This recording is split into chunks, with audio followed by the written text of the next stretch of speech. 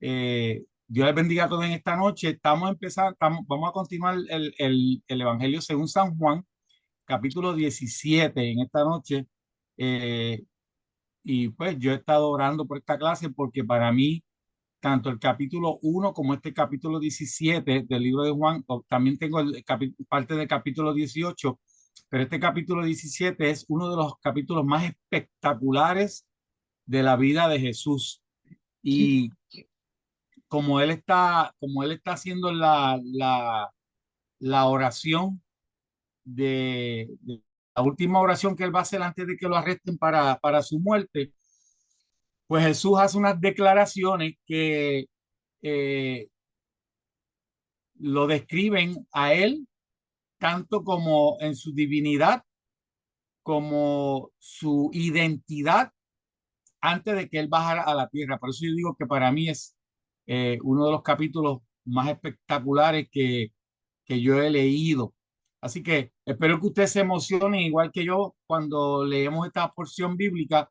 Yo lo que voy a hacer es que no tengo ninguna presentación, no tengo presentación. Yo voy a leerla para que ustedes estén conmigo en su imaginación, viendo a Jesús orando esta palabra que él dice. Yo la voy a leer completo el 17 y vamos a ir parte por parte, ¿verdad? Para desmenuzar este capítulo. Pero es un capítulo espectacular. Déjame chequear aquí, me están escribiendo. Ok, nada.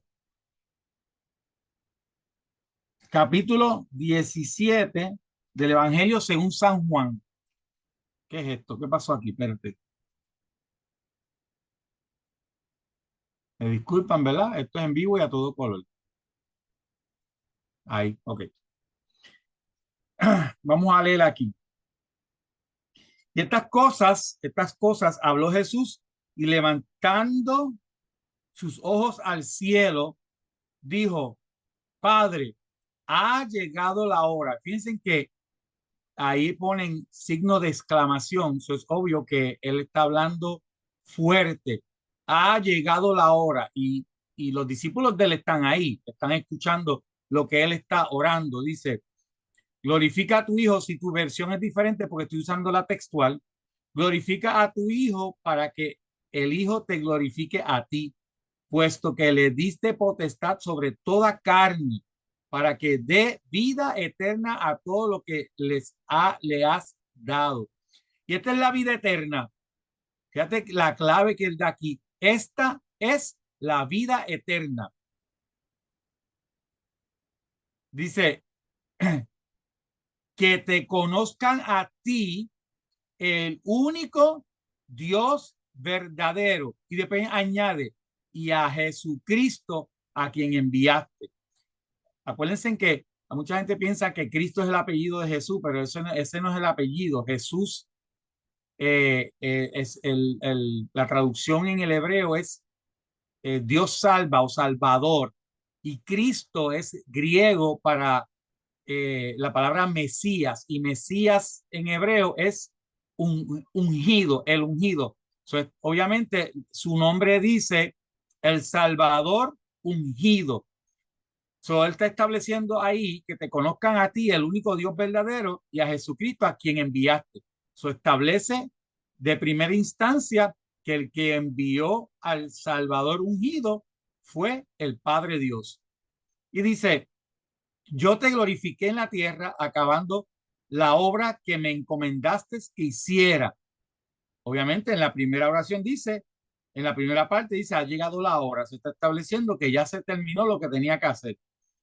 Y ahora, Padre, glorifícame tú junto a ti mismo con la gloria. Y esto está espectacular. Aquí es donde tú aprendes lo que es la divinidad de Jesús y su relación con la Trinidad, o sea, su relación con el Padre y el Espíritu Santo. Dice, y ahora, Padre, glorifícame tú junto a ti mismo con la gloria que tenía contigo. O sea, ahí Jesús está estableciendo claramente que él estaba con el Padre, dice, antes de existir el mundo. So, Jesús está estableciendo que antes de que hubiese cualquier cosa creada, ya él estaba con el Padre. Manifesté tu nombre a los hombres que del mundo me diste. Escúchame bien ahora, porque cuando Jesús está orando, ¿verdad? Hay tres partes en esta oración. Primero está orando, ¿verdad? Directamente de quién es él, después ora por los discípulos y después al final ora por ti, por mí. Eso lo vamos a ver un poquito más adelante. Pero él le manifestó el nombre y el nombre que le manifestó, pues obviamente es el nombre de él como Emanuel, Dios con nosotros. Padre Dios desciende a través de Jesús a la tierra, ¿verdad? Y dice, eh, tuyos eran y me los diste y han guardado tu palabra. Hasta ahora está hablando de los discípulos, ¿verdad? De lo que Dios les dio para que caminaran con él. Ahora han conocido que todas las cosas que me has dado vienen de ti.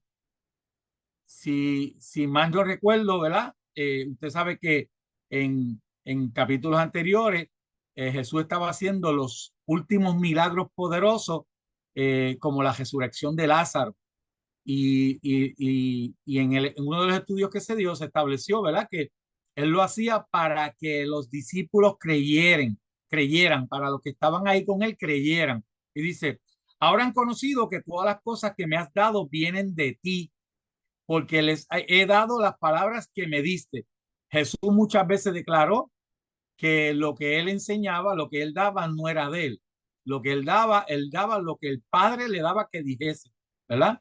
Dice, porque le he dado las palabras que me diste y ellos las recibieron y entendieron que verdaderamente salí de ti.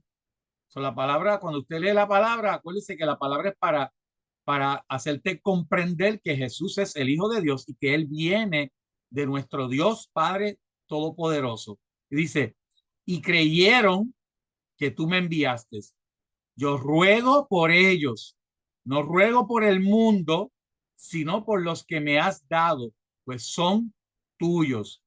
Y todo lo mío es tuyo. Escucha bien esto. Y todo lo tuyo es mío. Y he sido glorificado en ellos. So, ahí Jesús está estableciendo, como yo digo, eh, eh, legalmente la propiedad de quién es él, ¿verdad? A quién él pertenece y quién le pertenece a él. Todo lo mío es tuyo y todo lo tuyo es mío. Y he sido glorificado en ellos. Si los matrimonios pensaran de esa manera, no hubiera tanto conflicto, ¿verdad? Porque a veces decimos, lo mío es mío y lo tuyo es mío. Jesús no pensó así. Jesús dijo, lo tuyo es mío y lo mío es tuyo. Y dice, ya no estoy en el mundo, pero ellos están en el mundo y yo voy a ti, Padre Santo. Se está estableciendo ya que él va de regreso del lugar de donde él vino. Guárdalos en tu nombre, el cual me has dado. So, fíjese que el nombre que él dio a conocer es el que él tiene. En el hebreo, Yeshua o Yashu, ¿verdad? Yo no voy a entrar en muchos detalles de eso, pero haga sus investigaciones, ¿verdad? Porque en el hebreo no existe la J se añade después cuando hay evolución del lenguaje, pero el nombre era Jesús, Jesús sin J, y con el tiempo y la evolución del lenguaje, pues se añade la J. Es igual que la W. Cuando usted busca el hebreo original, la W no existía en el hebreo original, era la V. Dice, guárdalos en tu nombre, cual me has dado para que sean uno como nosotros. So, aquí en la oración, el mensaje primordial que Jesús va a establecer con esta oración es que aprendamos lo que es la unidad de ellos y que ellos quieren que nosotros seamos uno como ellos también lo son. Por eso digo que este capítulo es tan espectacular. Fíjense en lo que dice aquí. Y dice, perdóname, el cual me has dado cuando estaba con ellos. Yo los guardaba en tu nombre, el cual me has dado, y los cuidé. y ninguno de ellos se perdió. Y mira cómo especifica, solamente el hijo de perdición, para que se cumpliere la escritura. Pero ahora voy a ti y hablo estas cosas en el mundo para que tengan mi gozo completo en sí mismo. Hay versiones que dicen para que tengan la plenitud de mi gozo.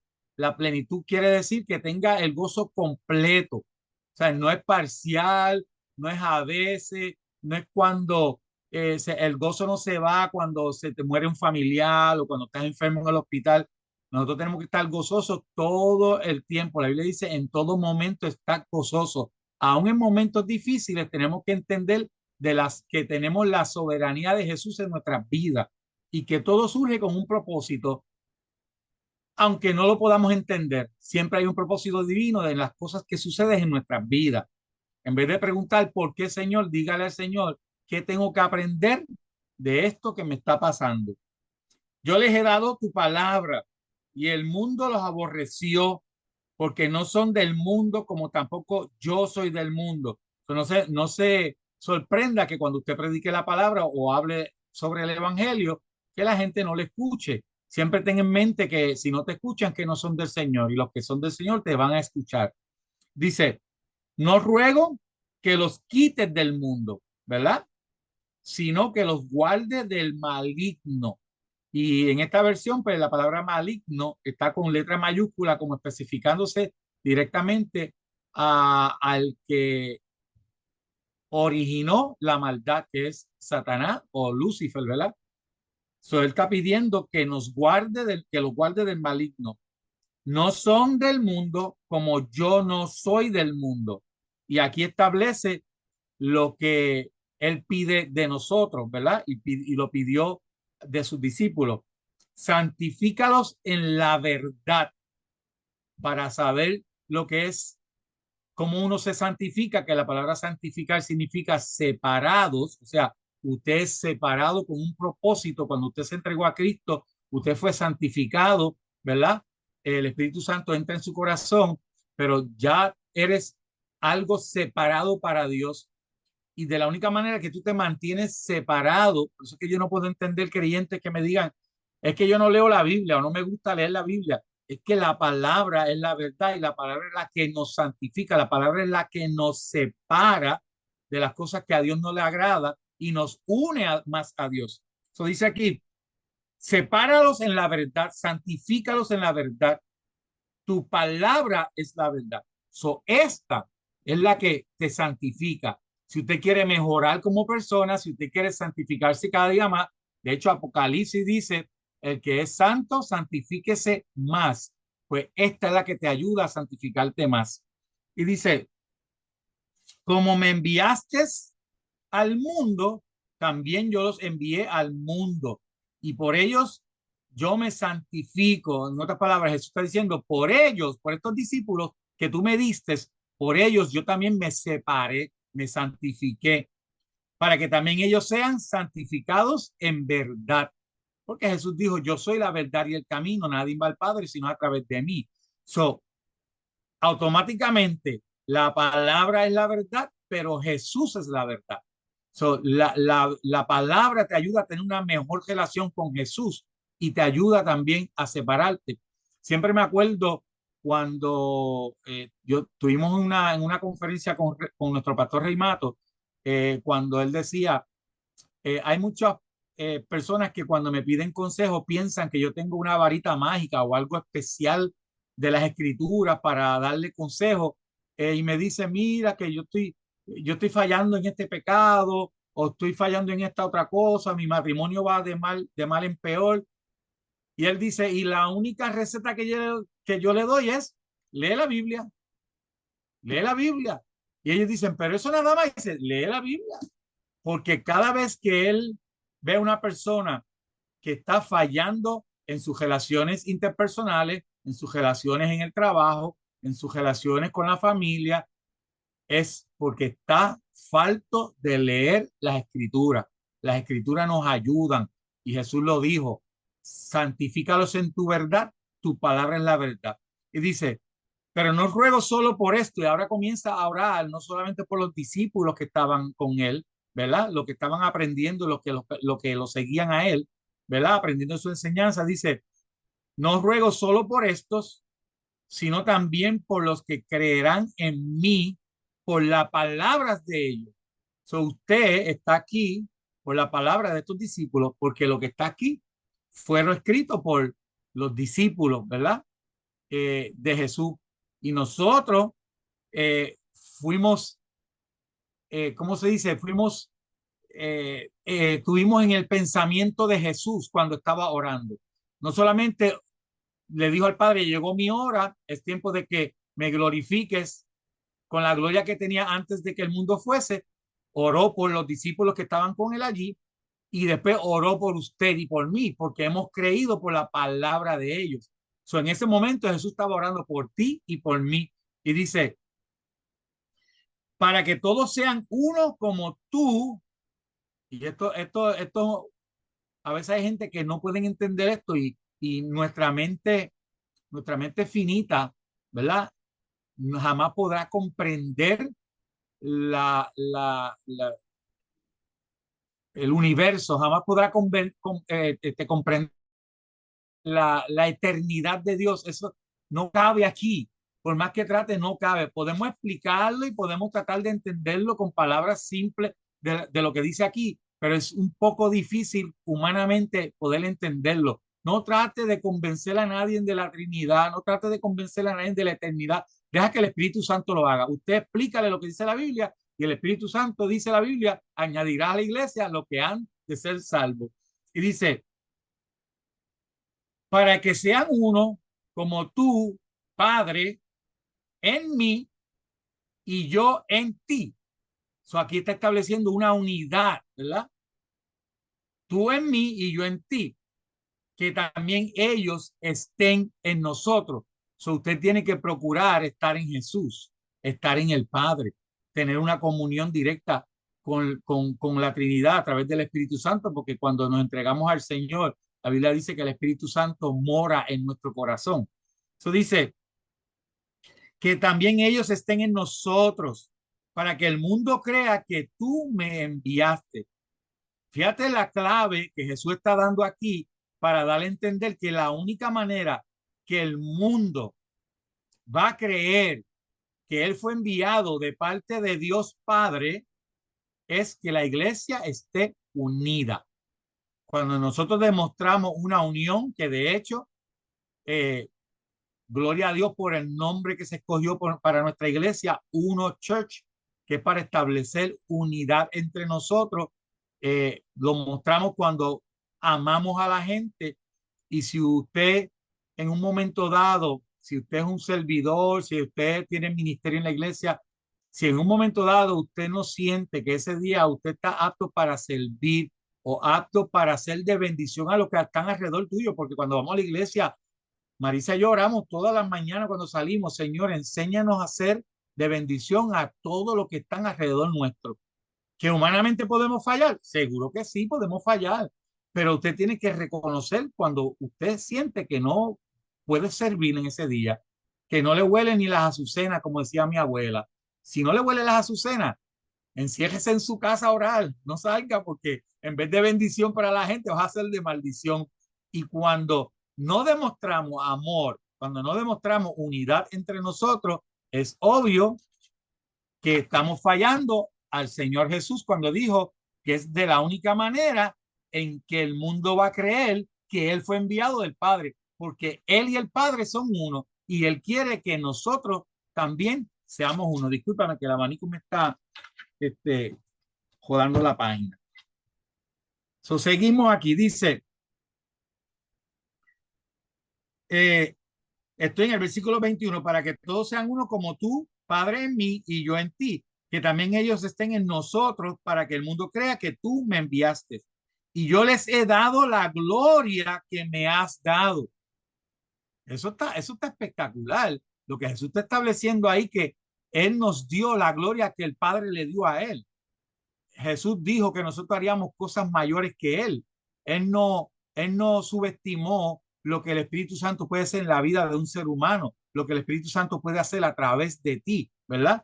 Y Él dice, Yo les he dado la gloria que me has dado para que sean uno como nosotros somos uno. Fíjate que sigue enfatizando en que Él y el Padre son uno. Yo en ellos y tú en mí, para que sean perfeccionados en uno. Y dice, para que el mundo conozca que tú me enviaste, y vuelve y repite lo mismo, para que el mundo conozca que la iglesia que nosotros servimos y adoramos al Señor en esa iglesia, de la manera que el mundo va a entender que esa iglesia es de Cristo, es porque demostremos que somos uno. Si nosotros comenzamos a crear pequeñas divisiones dentro de la iglesia como convito, yo soy el convito del hermano tal o de la hermana tal o de los diáconos, lo que sea, estamos creando mini divisiones y Jesús no quiere eso. Incluso cuando los discípulos en un momento dado, Jesús los envió a hacer un trabajo, ellos reclamaron, le recriminaron a Jesús y le reclamaron, pero mira, tú no estás dando trabajo a nosotros y ese que está contigo. Y él le dijo, ¿y qué con ustedes? Ustedes hagan lo que tienen que hacer. Eso es todo. O sea, cada cual haga lo que tiene que hacer. No vivamos pensando en que ¿por qué yo tengo que hacer esto y aquel no? ¿O por qué aquel está en la tarima y yo no? ¿O por qué aquel da clase y yo no? El que promueve es Dios. Si usted tiene talento, deja que Dios lo promueva. Tarde o temprano, quizá usted sea el que esté acá, detrás de la cámara, dirigiendo estas clases y quizás dando las clases, porque Dios es el que promueve.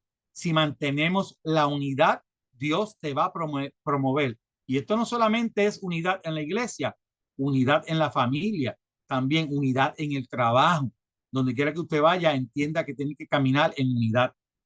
Jesús nunca caminó separado del Padre. Todo lo que él hablaba venía del Padre. Dice el 24, perdóname, el 23. Yo en ellos y tú en mí, para que sean perfeccionados en uno, para que el mundo conozca que tú me enviaste y los amaste a ellos como me amaste a mí. Eso es obvio que cuando demostramos unidad entre nosotros, estamos recibiendo ese amor que viene del Padre. O sea, esto no es tuyo, esto no es mío, esto no es de Uno Church, esto viene del Padre.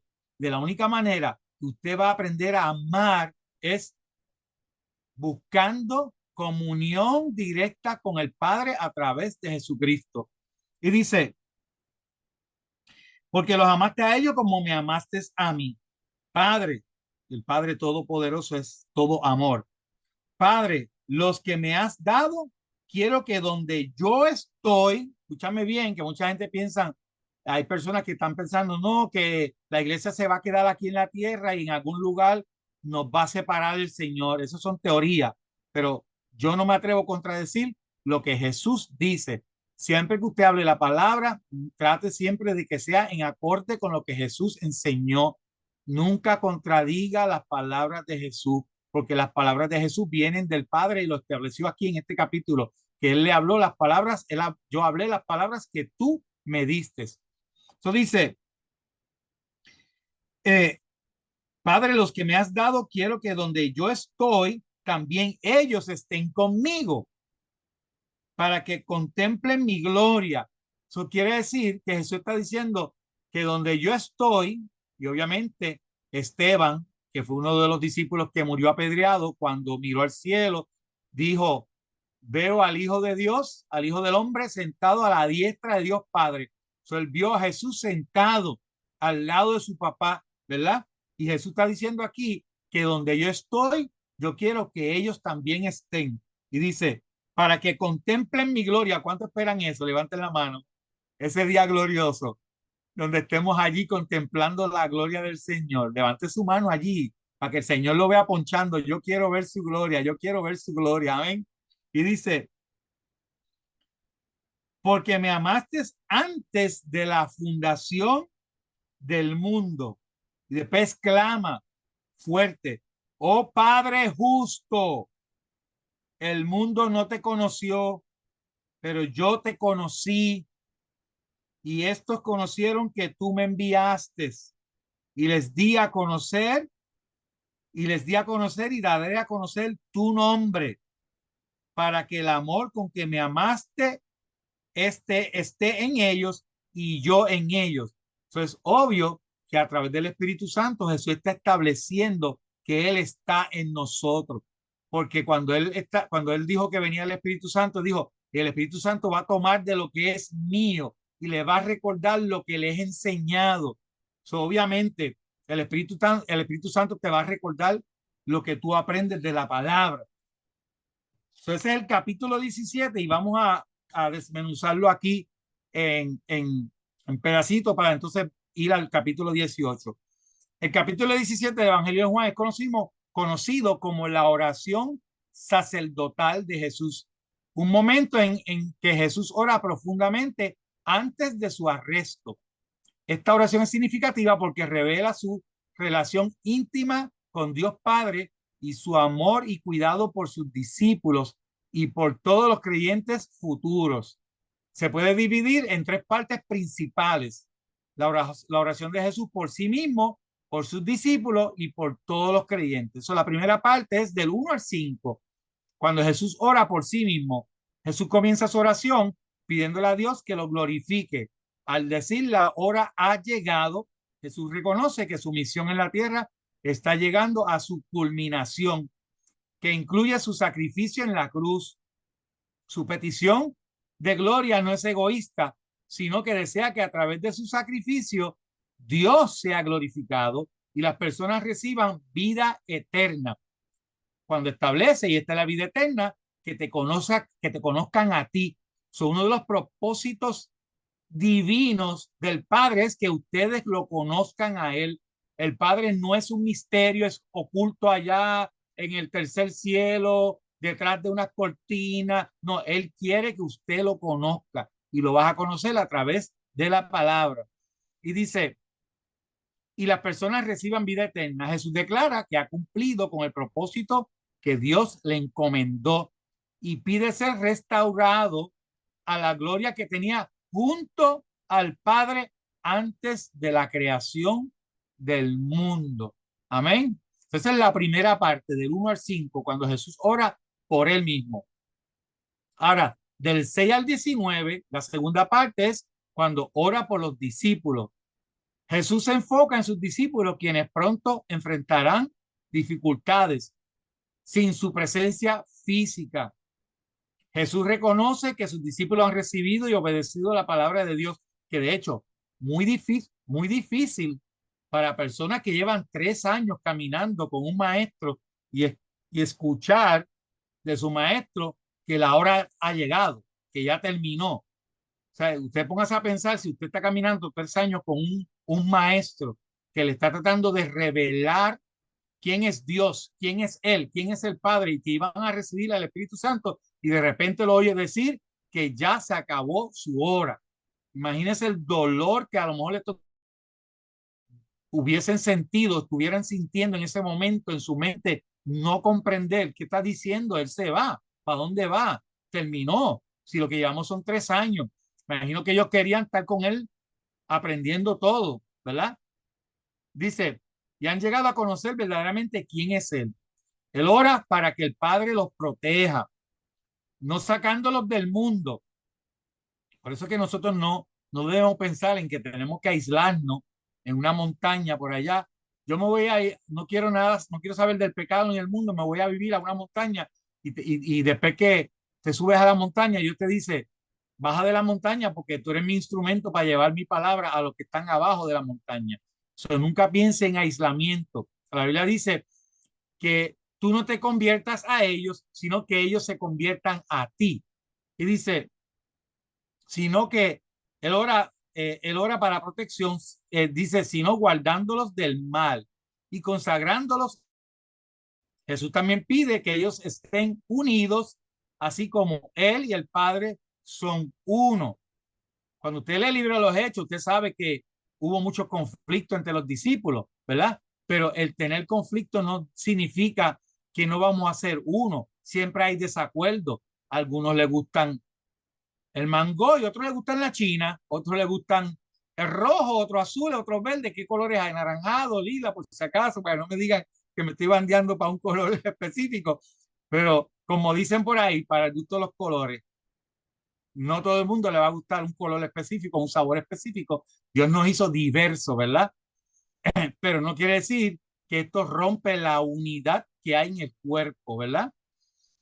Así como Él y el Padre son uno, porque sabe que su unidad será la clave. La unidad es la clave para su misión en el mundo. Esto es bien importante. Muchas veces la gente critica la iglesia por la enemistad que existe a veces entre las mismas iglesias. Y yo he escuchado personas decir que aunque no justifica su vida en pecado, pero lo utilizan como para justificar, ¿para qué yo voy a ir si en la iglesia están peores que nosotros que estamos acá afuera? Hay gente en familia que están en guerrilla todo el tiempo y van a la iglesia y utilizan eso como excusa para no ir a la iglesia. Pues obvio que la iglesia o los que somos miembros de la iglesia, porque la iglesia verdadera, que es la iglesia invisible, que es la que Dios ve. Nosotros vemos la iglesia visible, nosotros vemos un montón de gente yendo a la iglesia todos los domingos, asisten y vemos, estamos viendo la iglesia física, pero la iglesia invisible solamente la ve Dios, que es la iglesia verdadera, la que está en unión. Nosotros tenemos que mantenernos unidos porque esa es la clave para que la gente entienda hay algo diferente en ese lugar. Allí yo no veo división, allí yo no veo que se están mirando por encima de los hombros, al contrario, he notado mucho amor. En este domingo pasado, yo estaba dando la clase de bautismo y uno de los hermanos que estaba allí me dijo, yo llevo 3 años en esta iglesia, 3 años evaluando cómo es esta iglesia y decidí bautizarme porque me di cuenta que ustedes son una iglesia bíblica y que están viviendo lo que la Biblia enseña. Gloria a Dios, que eso es algo que la gente está viendo. Y lo que queremos es que cada uno que esté tomando esta clase, ¿verdad?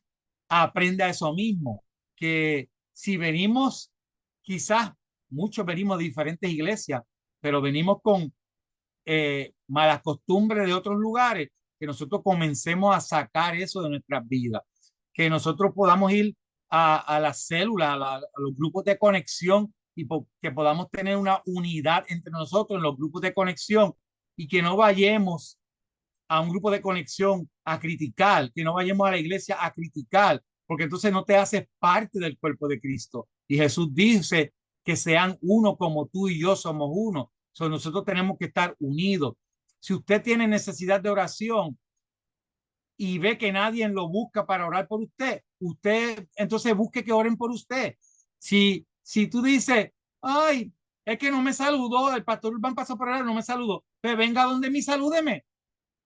Que en la iglesia no hay amigos, pues sé tu amigo de todos los demás. O sea, a veces procuramos que quiero ver qué hacen los que están allí, pero los criticamos y no vemos que cuando señalamos así, Padre, Hijo, Espíritu Santo nos está mirando desde arriba cuando tú señales para el frente. Desde arriba, Padre, Hijo, Espíritu Santo te están mirando. No vayamos con la intención de crear división, sino de crear unidad, porque si tú creas unidad, estás demostrando que Jesús está en ti. Y dice, número 3, parte número 3 de capítulo 17, Jesús ora por todos los creyentes. Finalmente Jesús extiende su oración a todos aquellos que creerán en él a través del mensaje de los discípulos.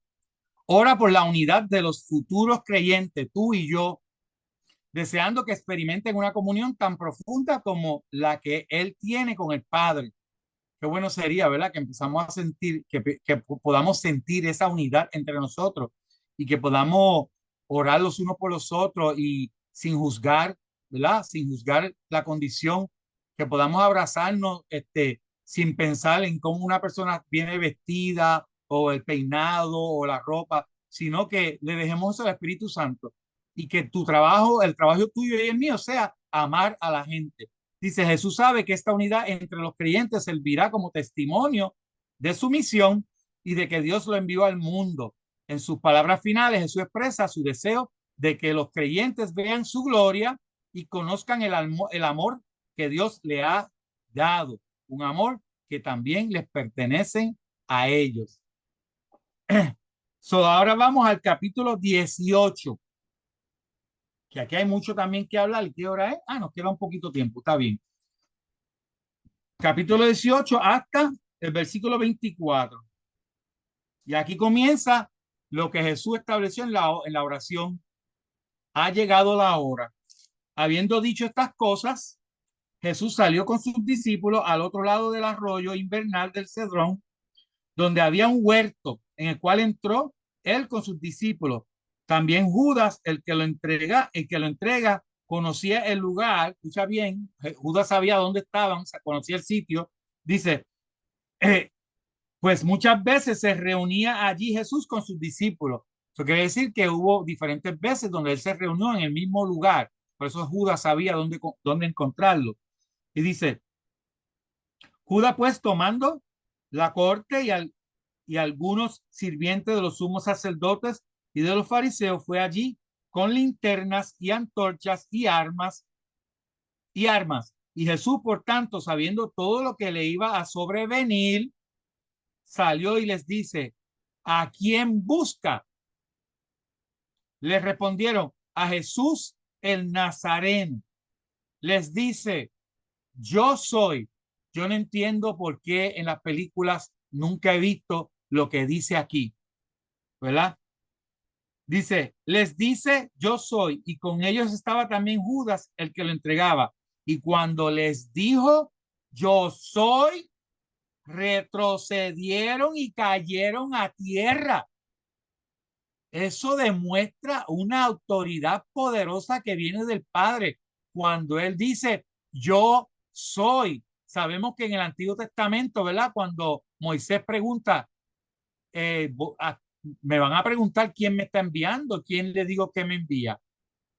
Y Dios le dijo, dile que te envía el yo soy, yo soy.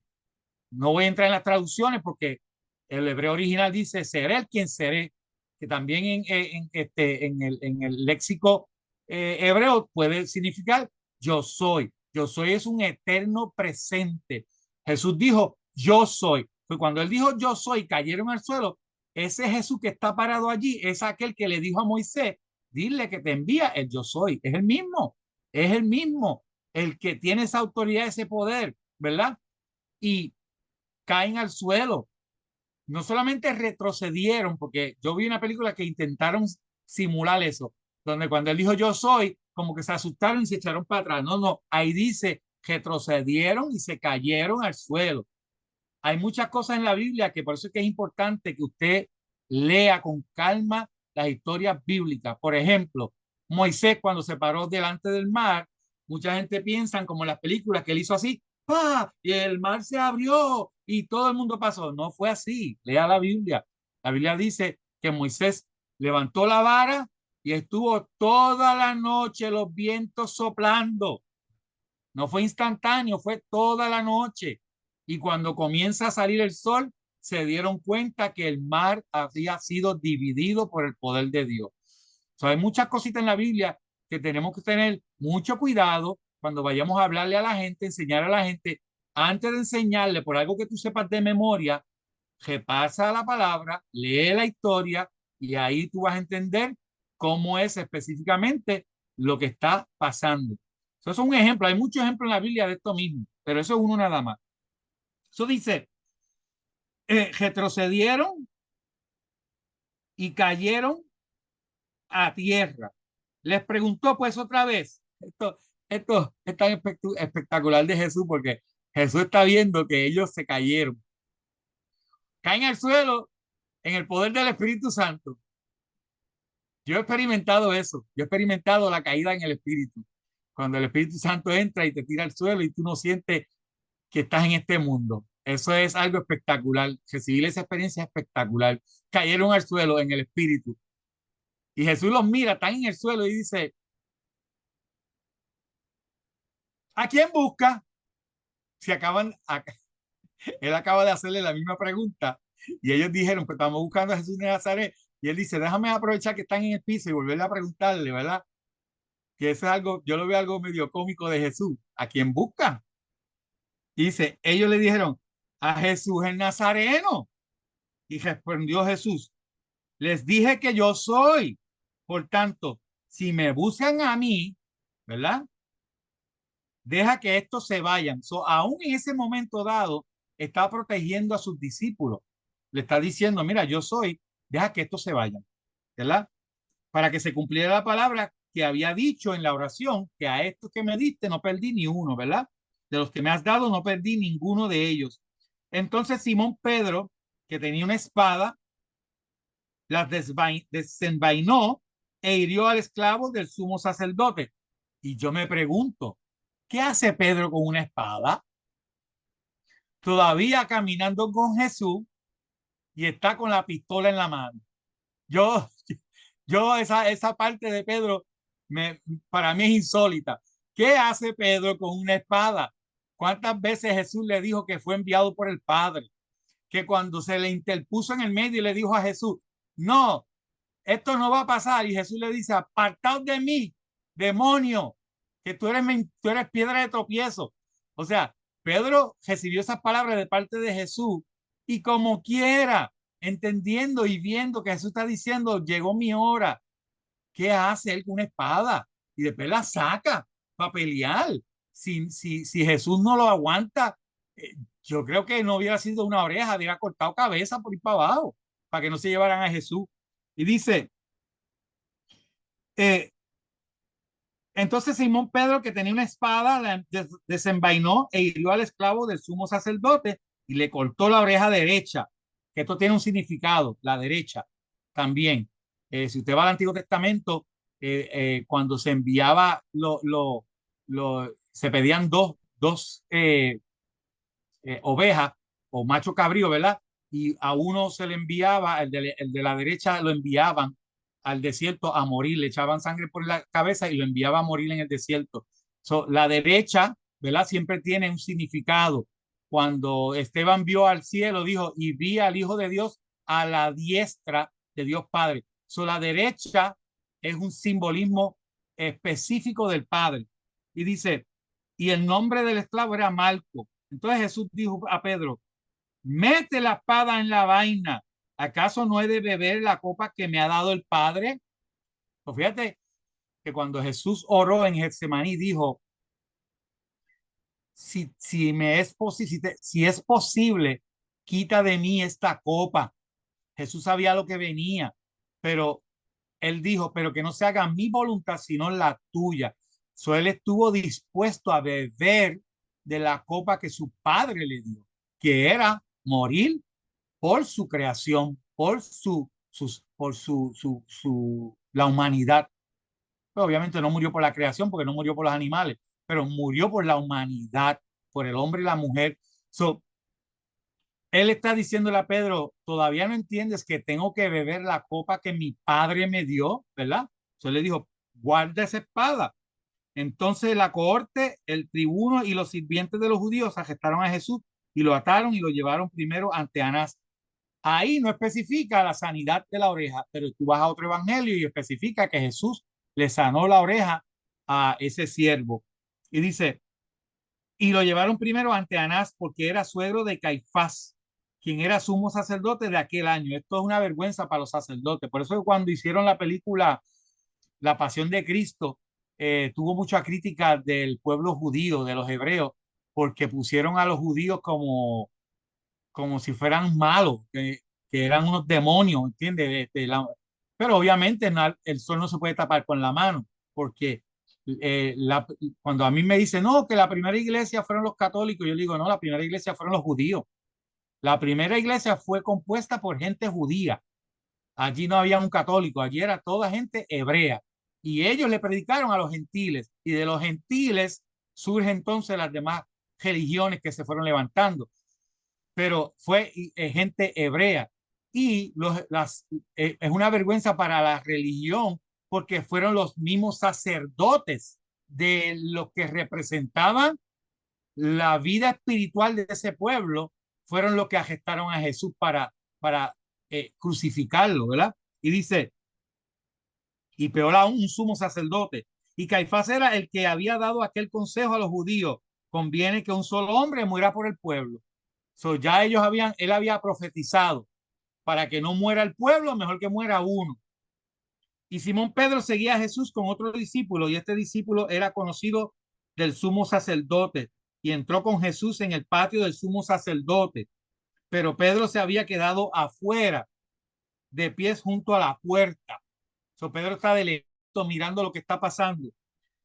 Así pasa a veces con los cristianos cuando se predica la palabra, cuando estás pasando por una plaza y oyes que están predicando, pero no son de los tuyos, como que miramos de lejito. Déjame ver que están predicando ahí, serán de los míos, miramos de lejito. Mira, hermano, si están predicando la palabra, adora a Dios, porque mejor es que prediquen la palabra que se levanten baja. Hay gente dice, mira, iglesias en todas las esquinas, pues mejor es eso que baja. Yo prefiero que se levanten en una iglesia en cada esquina que una baja en cada esquina.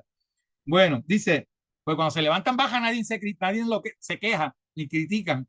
Dice, pero Pedro se había quedado afuera de pies junto a la puerta.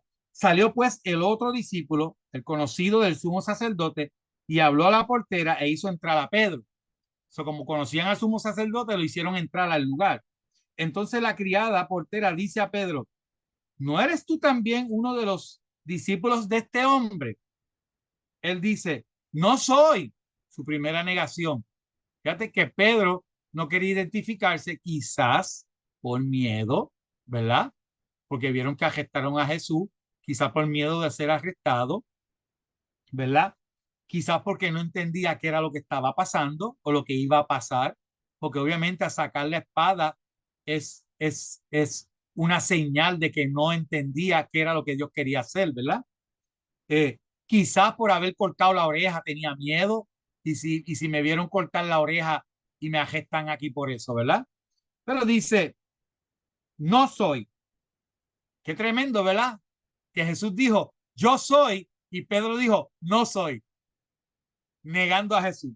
Y dice, y los esclavos y los sirvientes que habían preparado un brasero estaban de pie y se calentaban porque hacía frío en ese tiempo, ¿verdad?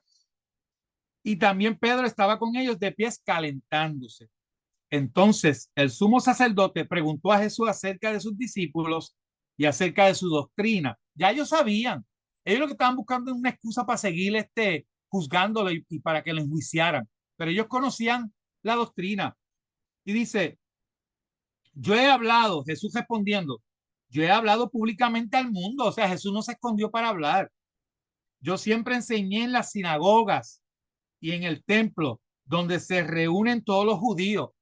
De hecho, el apóstol Pablo siguió los pasos de Jesús fielmente, porque cuando Pablo viajaba en viajes misioneros para llevar el evangelio, usted lee el libro de los Hechos, usted se da cuenta que Pablo primero iba a las sinagogas para llevar el evangelio. Y dice, y nada hablé en lo oculto, ¿por qué me preguntas a mí? Pregunta a los que han oído qué es lo que les hablé. En otras palabras, no me pregunten, pregúntale a la gente que me sigue. Los que aprendieron de mí, pregúntale a ellos. Es un deber nuestro hablar de las cosas que hemos aprendido de la palabra de Dios. Y dice, he aquí, ellos saben lo que yo dije. Y habiendo dicho estas cosas, uno de los sirvientes que estaba presente dio una bofetada a Jesús, diciendo, así le responde al sumo sacerdote. Le tenían miedo al sacerdote, le tenían miedo al sumo sacerdote. Esto es algo insólito, que te metan una bofetada por hablarle algo verídico, algo veraz a un sumo sacerdote. Él no dijo nada malo, no había razón, pero como lo que estaban tratando de justificar, cómo enjuiciarlo, ¿verdad? Ahí comienza, ahí comenzó el azote sobre Jesús, la primera bofetada. Dice, eh, le dio una bofetada a Jesús diciendo, así le responde al sumo sacerdote. Y Jesús le respondió, si hablé mal, testifica acerca del mal. En otras palabras, yo no puedo decir, ok, voy a usar un ejemplo directo de mí. Usted no puede decir, yo no le pregunto nada al pastor Urbán porque no me contesta. Si usted tiene evidencia de eso, lo puede decir. Pero usted no puede decir eso si no tiene evidencia, sino por decirlo porque me tienen ganas. Para decir algo en contra de Urbán. Es que él es racista. Él solamente le habla a los de él. Pues si tú tienes evidencia de eso, lo puedes decir. Pero si no tiene evidencia de eso, no lo puedes decir. So, Jesús está reclamando algo real. Si yo dije algo mal, dime qué parte es la que hice mal, dije mal, ¿verdad? Y dice, pero si bien, en otra palabra, pero si lo que yo dije es correcto, ¿por qué me golpeas? Anás entonces lo envió atado a Caifás, el sumo sacerdote. En otras palabras, él dijo, me cogiste. Esta es la versión según Urbán. Me cogiste aquí, yo no tengo por qué responderte. Mándaselo a Caifás, que resuelva él, que lo resuelva él. So, estaban tratando de zafarse de Jesús. Nadie podía con Jesús. Eso es lo bueno de la palabra de Dios y de la historia de Jesús. No había por dónde agarrarlo. Eh, eh, Parece que todas las mañanas se vestía de teflón, todo le resbalaba, no podían agarrarlo. Lo más espectacular, eh, digo, es que la vida de Jesús es espectacular completa, pero yo siempre digo que Jesús en una ocasión este, detuvo el tiempo cuando lo llevaron para tirarlo por la cuesta, que lo iban a matar, lo llevaron hasta un despeñadero, que eso es una cuesta donde lo querían tirar para matarlo. No había llegado su hora. Y como no había llegado su hora, la Biblia dice que todos quedaron heletos, se quedaron frisados. Y dice que él caminó entre ellos y se fue. Y cuando ellos despertaron, dijeron, adiós, ¿a dónde está? ¿Para dónde cogió? No lo vieron. Eso fue la película esta de Matrix, que hizo así como que y se paseó entre ellos y se desapareció. Es que Jesús es espectacular. Lea las historias de él, que nuestro Jesucristo está espectacular.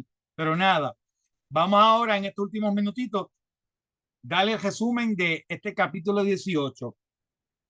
Del 1 al 11 está la traición y el arresto de Jesús. Que de hecho, si usted busca, creo que hay un salmo que habla del beso de Jesús, de la traición del beso de Jesús. Eso fue profetizado, ¿verdad? Jesús está en Getsemaní. Después de hablar con sus discípulos, Jesús cruza el arroyo y entra en el huerto conocida como Getsemaní. Entonces está la llegada de Judas. Estamos en del 1 al 11. Judas es el traidor, sabe el lugar porque lo frecuentaba. Está la multitud con Judas. Judas llega con una compañía de soldados y oficiales principales sacerdotes. No solamente era, acuérdense, hay películas que enseñan que Judas llegó solamente con soldados. No, él llegó con soldados y sacerdotes del templo. Eh, Estaban armados también, como si Jesús tuviera armas. El único que tenía armas allí era Pedro, porque más nadie sacó espada más que Pedro. Bueno, entonces Jesús se entrega y Jesús siempre dijo esto.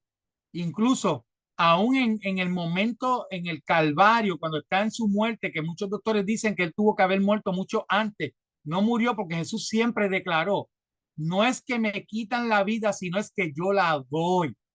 So, Jesús no le quitaron la vida, él la dio, él la entregó. ¿Y cómo lo demostró? Que con todo lo que le hicieron, que tenía que haber estado ya muerto, aún en la cruz, con todo lo que había sangrado, deshidratado, aún así, cuando él dijo, en tus manos encomiendo mi espíritu, ahí fue que entregó su vida. No era cuando los soldados querían, no eran cuando los sacerdotes querían, es cuando él decidiera, consumado es, terminé aquí, se acabó todo. En tus manos encomiendo mi espíritu y entregó su espíritu y expiró y murió. Eso es una demostración del poder del Espíritu de Dios sobre su vida, que no le quitaron su vida, sino que él la entregó. Y dice, Jesús, consciente de todo lo que iba a suceder, se adelanta y les pregunta a quién buscaba y él le dice, yo soy. La reacción, cayeron al piso. Eso es espectacular. A mí me encanta leer esa parte. Yo soy. ¡Pum! Se fueron para atrás. Cayeron. Pero yo digo que ese fue el primer culto de avivamiento, donde la gente cayó en el espíritu, en el piso. A ver, si alguien le pregunta cuándo fue la primera vez que la gente cayó en el espíritu, usted dice ahí en Getsemaní. Y dice, Jesús vuelve a preguntarle quién es, Jesús de Nazaret, y le explica, deja a mis discípulos que se vayan. En otras palabras, quería proteger a sus discípulos. Pedro actúa como él es, en mandado, ¿verdad? Y sacó la espada y le cortó la oreja a uno de los sirvientes. Jesús reprende a Pedro. Jesús dice a Pedro que guarde esa espada. A veces nosotros también tenemos que guardar la espada, porque a veces sacamos espada creyendo que podemos defender a Dios y que podemos defender la palabra. La palabra se defiende sola. Dios se defiende solito. Jesús se defiende solito. Usted está llamado simplemente a predicar el evangelio y a amar a la gente. Y dice, del verso 12 al 14, se resume que Jesús es llevado ante Anás. Es un arresto formal. De hecho, hay un libro que se llama, ay Dios mío, lo tengo arriba, tengo que buscarlo, quizá en la próxima clase se lo enseño, donde fue un juicio, no fue un juicio legal, fue un juicio ilegal en todo lo que tiene que ver con la corte y los sacerdotes. Por eso es que Pilato seguía tratando de buscar la manera de soltarlo, porque él decía que no encuentro ningún mal en este hombre. Y dice, los oficiales lo arrestan y lo atan. ¿Por qué? Si él se está entregando. Dice, la primera comparecencia lo llevan ante Anás, que es el suegro de Caifás, el sumo sacerdote de ese año. Y Caifás es quien había aconsejado a los judíos que era conveniente que un hombre muriera. Del 15 al 18 es donde Pedro niega a Jesús por primera vez. Pedro sigue a Jesús, Simón Pedro y otro discípulo sigue a Jesús. Y este otro discípulo era conocido del sumo sacerdote y lo dejan entrar al patio. Pedro está en la puerta, Pedro se queda afuera, lo invitan a entrar. Esto es un resumen de lo que acabo de leer. Y el portero le pregunta a Pedro que si él es parte del grupo, que lo conocieron. Eh, Cuando usted está bien metido con Dios, llega un momento dado que la gente dice, tú tienes algo diferente. No lo niegue, no digas, las cremas que me pongo en la cara, es que voy al beauty toda la semana. No, cuando la gente diga, tú tienes algo diferente, dile, es que Cristo habita en mi vida y lo que yo tengo, tú también lo puedes recibir. Y dice, Pedro se calienta con los siervos y los guardias que están allí encendiendo un fuego, patio que hace frío, y está también ellos calentándose. Es obvio que Pedro nuevamente, la próxima clase que la tiene Aneudi, va a explicar más sobre la negación de Jesús. Y Jesús entonces del versículo 19 al 24 es interrogado por el sumo sacerdote, y el sumo sacerdote pregunta sobre los discípulos y su enseñanza. La respuesta de Jesús, que responde siempre que había hablado abiertamente, no se escondió, y uno de los oficiales le da esa bofetada a Jesús por haberle dicho eso al sumo sacerdote. Y hasta ahí entonces llega el resumen, ¿verdad?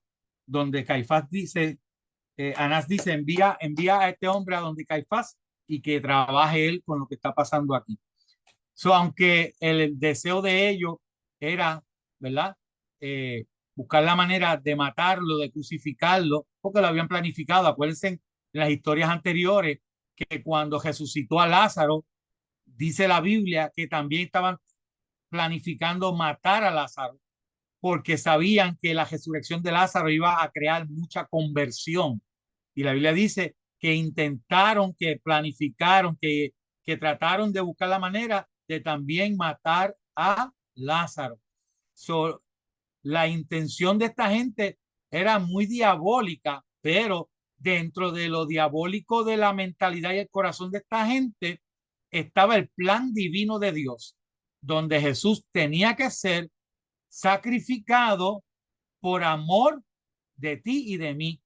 Lo que él recibió fue el castigo que tú y yo merecíamos, pero por misericordia lo llevó sobre él para que tú y yo hoy tuviésemos vida eterna, salvación eterna a través de Jesucristo.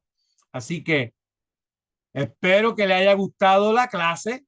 A mí me vuelvo y repito, esta clase, este capítulo es espectacular para mí.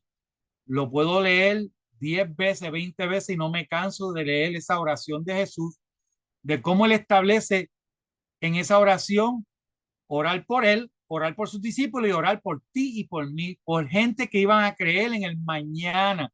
Y ese mañana es hoy.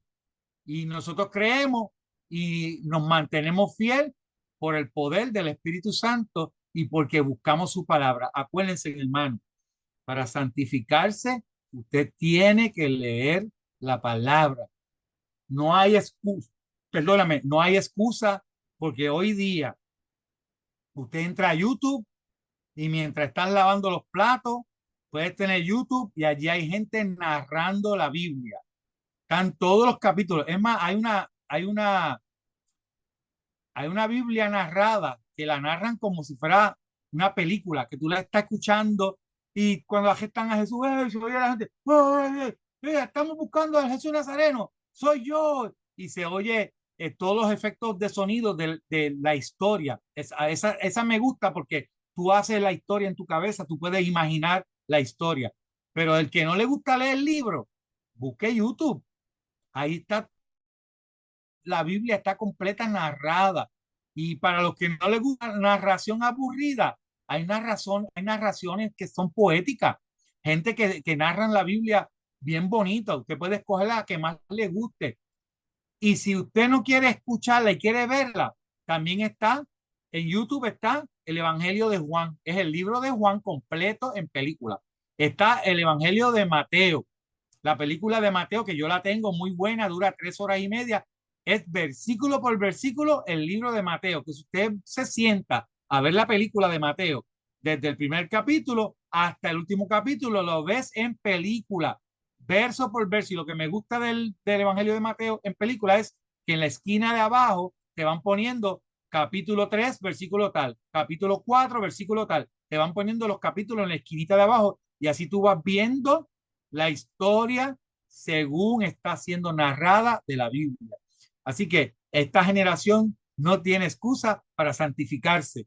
La Biblia está disponible de muchas maneras.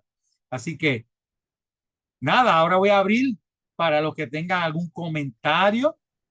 Me fascinan los comentarios que ustedes tienen, o preguntas. Ajá, hermano, dígame usted.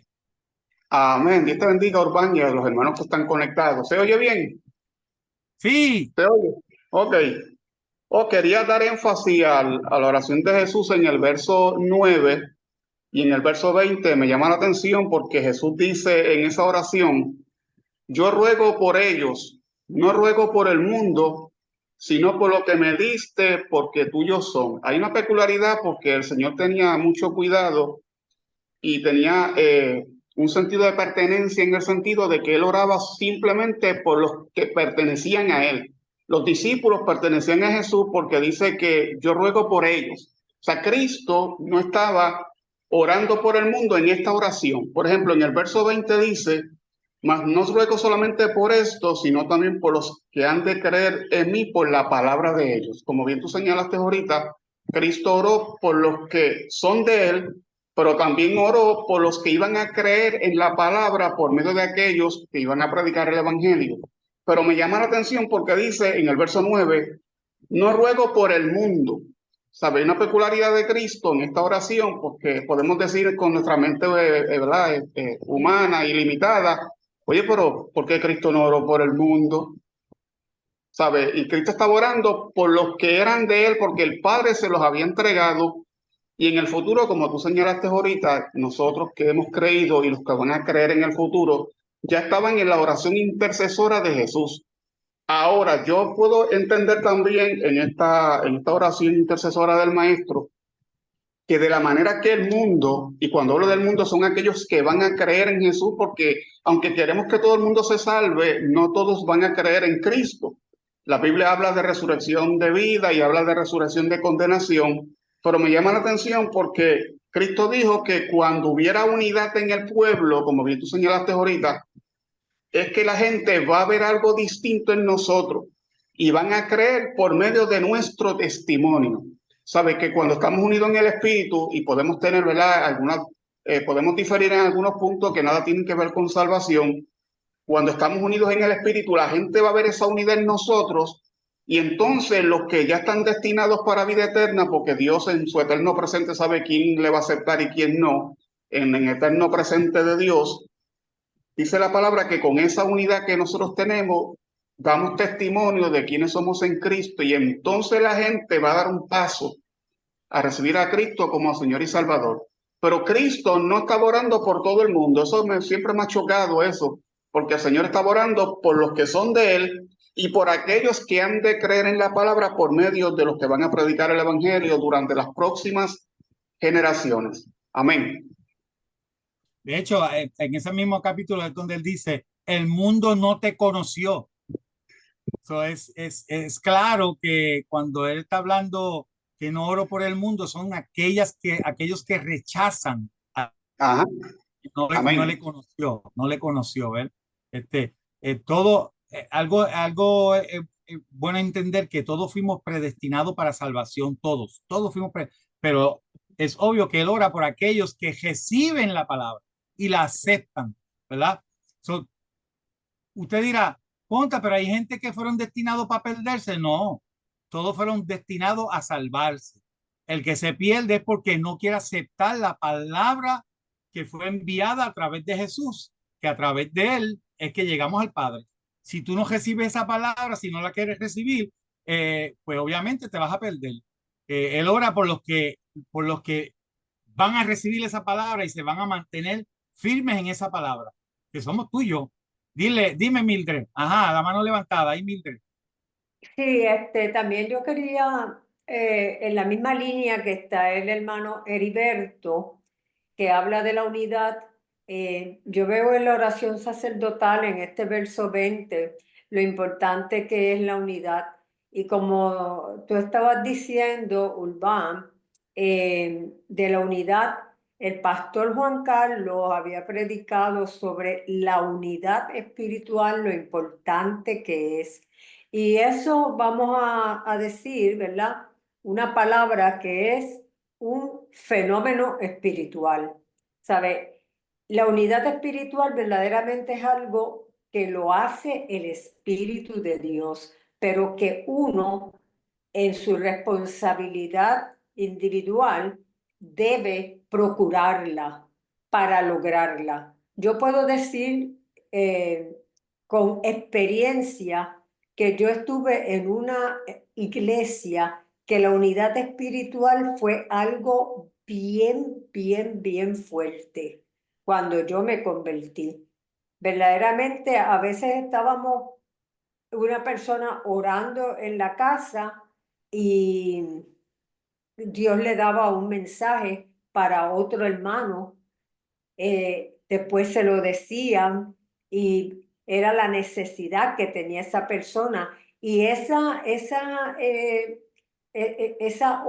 oraciones los unos por los otros llevaba a cultivar esa unidad, que verdaderamente éramos una iglesia grande, pero una familia, ¿sabe? Ocupándose los unos por los otros. Y eso le daba testimonio a la gente como pueblo de Dios. Eso que se ha perdido en muchas iglesias hoy por los muchos compromisos, por el tipo de vida que tenemos, de tanto apuro, de tantos compromisos, se ha perdido y se debe procurar, porque eso verdaderamente da testimonio de la unidad en Cristo, que nosotros verdaderamente no podemos ser diferentes en cuanto a nuestra posición como cristianos, sino ser uno en Cristo. Y debemos procurarlo como exhorto, porque es algo que debemos procurar y romper con los grupos. No es fácil, pero tampoco no es imposible. Se puede, sí se puede. Pero yo sé que Exacto. pero no es fácil. Este, ¿Algún otro comentario? ¿Pregunta? Estaba buscando aquí el versículo donde dice, cuando Jesús dijo, y ninguno de ellos se perdió, sino el hijo de perdición, para que se cumpliera la escritura, pues obviamente ahí está estableciendo que los que se pierden son hijos de perdición, porque incluso si tú lees Apocalipsis, hay una parte donde dice que aún cayendo los juicios sobre la tierra, no se arrepentían de sus pecados. La gente que son hijos de perdición no quieren entender ni aceptar quién es Dios ni lo que está pasando en la humanidad. O sea, hay, hay personas que por más que tú trates de demostrarle que lo que viene son cosas proféticamente que se están cumpliendo, Ah, no, esas son casualidades. Ustedes los religiosos siempre se están inventando cosas. Pero pues sabemos que la palabra de Dios es la palabra profética más segura y se va a cumplir, se está cumpliendo hasta el final de los días.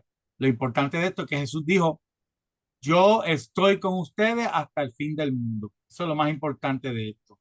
Le agradezco, ¿verdad? Que hayan sacado este ratito conmigo. No tengo presentaciones espectaculares como han hecho los demás maestros, ¿verdad?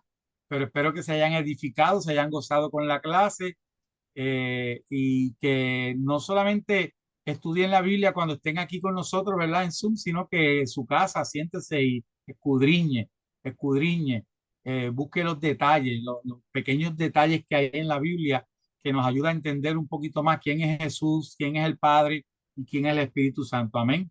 Así que no habiendo más nada, Dios les bendiga a todos